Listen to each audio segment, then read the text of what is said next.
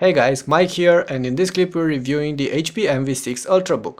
You should be aware that we are testing the HP Envy 6t-1000 here, the Ultrabook built on an Intel Ivy Bridge hardware platform, and not the cheaper Envy-6Z Sleekbook that runs on an AMD APU. Long story short, the Envy-6 is a 15.6-inch laptop with a sleek and light body, able to offer solid everyday performances while starting at around $800. See the rest of this video for in-depth details.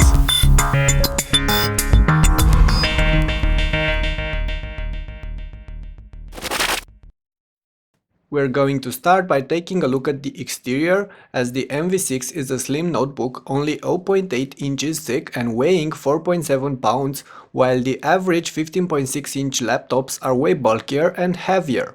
HP offers the Envy-6 in two color options. I got to play with the standard one that comes with a black aluminum hood and interior and dark red plastic bottom and sides, blended together into a solid built device.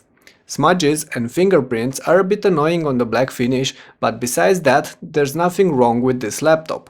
The ports are on the sides, and except for VGA, the HP 6 offers everything we usually get on notebooks in this class. On the left, there's the LAN adapter, HDMI output, two USBs, a card reader and some status LEDs.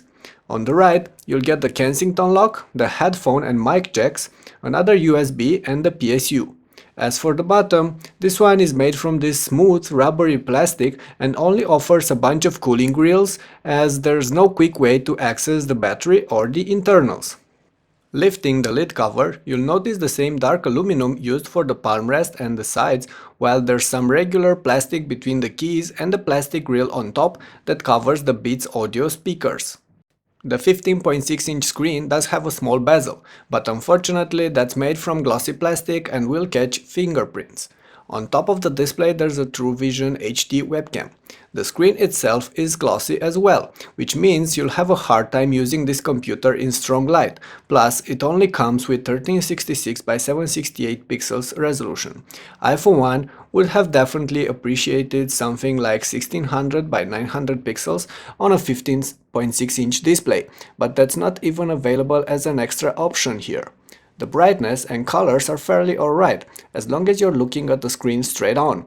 Otherwise, the viewing angles are quite poor and the images will quickly wash out, especially since the screen does not lean on its back as much as I'd want.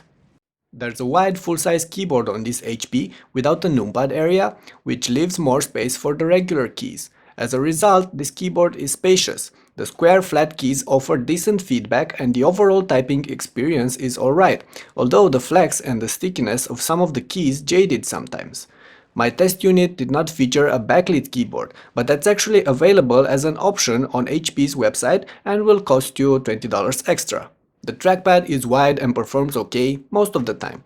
The cursor can get occasionally jumpy and the entire clickable surface is a bit too stiff, which means that registering commands isn't as smooth as it should, but you'll probably get used to that in time.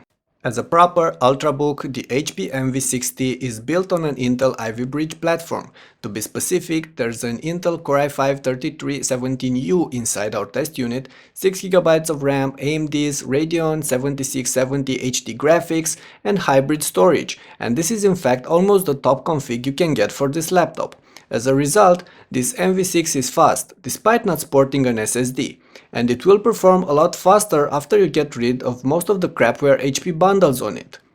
It will handle the daily multitasking at ease, and it will even cope with some serious tasks like editing videos or clips, running all sorts of multimedia content and even games. So I could say that this laptop is powerful enough to meet the requirements of an average user. For enthusiasts though, don't forget that an ULV platform and a mainstream graphics system can only offer that much. If you're interested in benchmarks and more tests of this HP Envy-6, head over to our in-depth review at ultrabookreview.com. There's a link below in the description that will take you right there.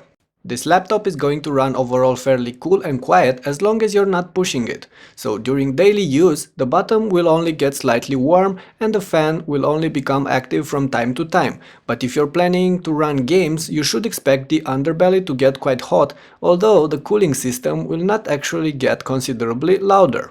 You get Beats Audio branded speakers on this laptop, placed on top of the keyboard, and I must say that the sound quality of this HP is above average and definitely superior to what you get on standard 15.6-inch laptops, even with the volume turned towards maximum. HP fitted a 4-cell 56 Wh battery inside this unit, and they claim you could squeeze close to 9 hours of life out of it. In real life, I only managed to get about 4.5 hours of daily average use and close to 5 hours of looping an HD movie on power saver mode. As we head towards the end of this review, we should also mention that the HP Envy 6T currently starts at about $800, while this particular config that we tested here will get you closer to $900. That's a bit expensive for a 15.6-incher, but still a good price for an Ultrabook. All in all, the HP Envy 6 is an interesting 15.6-inch laptop and one of the few Ultrabooks available in this class. It's definitely thinner and lighter than most of its competitors and aesthetically appealing as well. It's fast enough for the average daily tasks, but can also deal with games or HD movies, and that Beats Audio sound system really enhances its multimedia abilities. On the other hand, the keyboard and the trackpad, the screen and the battery life are already alright, but some of you might find them just not good enough. In the end, it's up to you to decide if the HP Envy 6T is worth the cash and should or should not become your next Ultrabook. My written review will help you with more in-depth details about this unit. There's a link towards it in the description below. That's about it for this video review. Don't forget to share it to your friends and subscribe to our channel if you liked it. Until next time, Mike out.